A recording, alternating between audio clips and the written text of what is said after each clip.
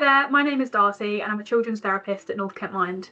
We are an independent mental health charity operating in Dartford, Gravesham, Swanley and Medway, and I'm going to talk to you today about how to support your child with emotion regulation. But first of all, what is emotion regulation? Well, there's lots of emotions that we all experience, like happy, jealous, excited, angry, sad and more. And we experience these emotions in response to our thoughts and feelings and the world around us. We're all very different, so the same thing could happen to two different people and yet they could feel completely different emotions. For example, if I saw a dog in the park, I might be very excited, but another person might be absolutely terrified. Emotion regulation is a skill. It's kind of like a muscle that we have to train, and it helps us to have a stable sense of well-being throughout our lives. Some children and young people really struggle to develop this skill, and we have to help them to do it. So why is it actually important? Well, feelings come and go like waves, and some are bigger and stronger than others. When we're dysregulated, the waves are bigger and we can feel like we're drowning in that feeling, such as intense anger, overwhelming sadness, or even heightened energy and hyperactivity. Sometimes we might not know how to regulate ourselves and we can get swept away by those waves, which might look like a meltdown, an outburst, or even shutdown. In order to regulate our emotions, we need tools to help us ride the wave, a bit like a surfboard or a kayak. And we can use these tools on ourselves, or others can help us to use them. In order to support a young person to learn how to regulate their emotions, it's important to first become comfortable with opening up and talking about how they're feeling. This means going further than just what is sometimes known as jukebox questions, which is where children often have pre-prepared answers to the same questions they're asked every day. For example, how are you or how was school is often met with yeah, fine or yeah, good. And we can slightly tweak our questions to encourage more conversation about their feelings, such as these ones on the screen. So asking things like, what kind of thoughts are you having at the moment, will often catch someone off guard. They won't usually have a pre-prepared answer to that, and they might be more likely to open up about what they're actually feeling. Also, asking someone if they want support to change a situation or if they just want you to listen can show a young person that their needs in that moment are your priority. We all know there's nothing worse than when you just want to have a rant about something, but someone keeps interrupting you with advice you didn't ask for, and young people will feel exactly the same.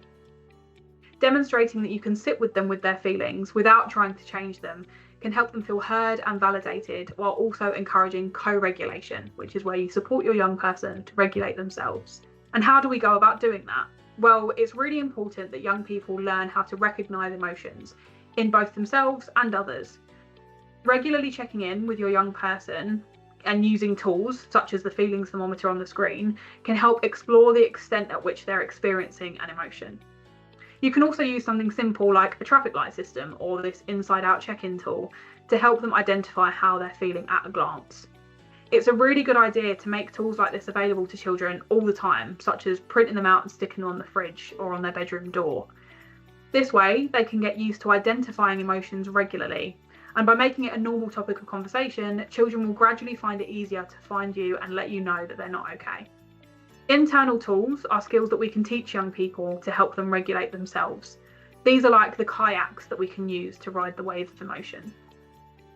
So one of them is a grounding technique, which is a really great way to bring us back to the present moment when we're stuck in intense feelings of anxiety, anger, or sadness. When this happens, we're paying more attention to our thoughts than we are to the world around us. So grounding techniques help us to balance our attention more towards what's happening outside of our heads. One example of this is the 5-4-3-2-1 technique, which is on the screen, and it's a really good way to use all 5 senses to note and observe what's happening in the current moment. There are also some more simple activities like naming 5 things in a certain colour that you can see, or looking for an object that has stripes. Another strategy is controlling the breath. Now this tactic is a simple but very effective one, as it often helps to ground us while also causing biological changes in the body. By controlling our breath, we can help to manage the fight, flight, freeze response, which often kicks in when we're very stressed. During this time, we often start breathing fast and shallow, taking on more oxygen than the body needs, which can lead to dizziness and panic. And by taking control of the breath, we help reduce the extra oxygen in the brain to show the body that we are safe. There's lots of ways to do this. One way is the 5-finger breathing strategy, which is on the screen, where you trace your hand and breathe in and out along each finger.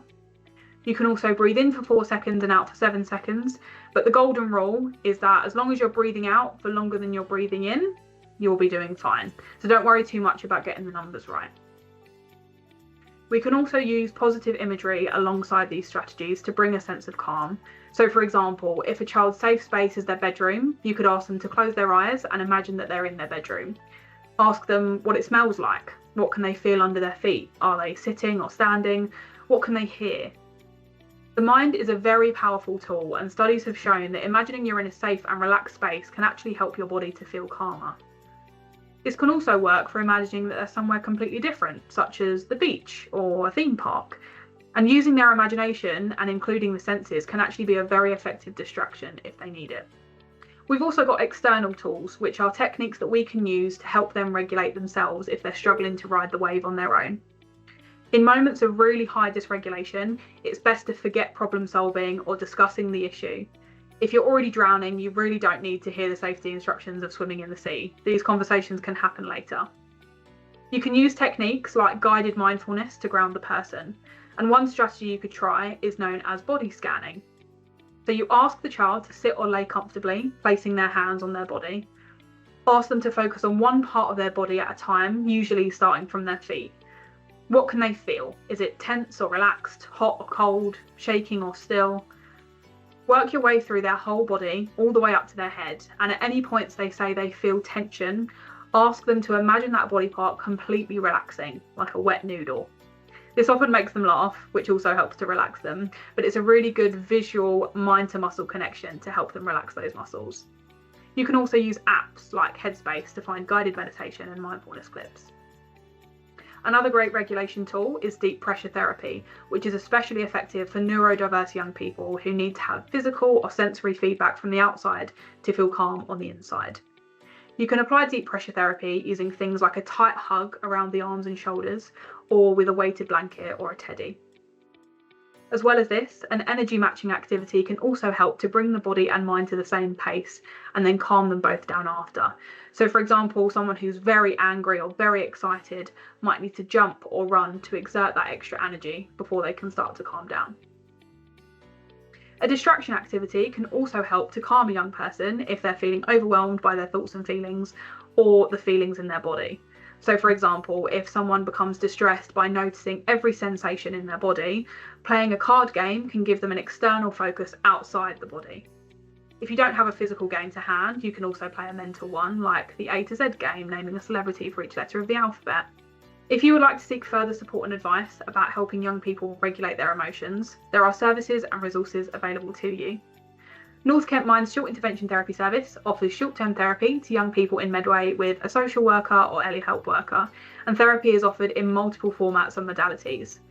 Young people can be referred in by any professional supporting the family, such as a social worker, CAMHS worker or GP.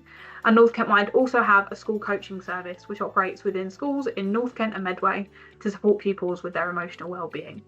You can contact your school to find out if this service is available to your child. There are also some further resources online like Kooth, Shout, Papyrus and Anxiety UK, and in particular the Young Minds website might be especially helpful as it has a Parents A to Z section. There's also a dedicated helpline specifically for parents and carers that might need more advice.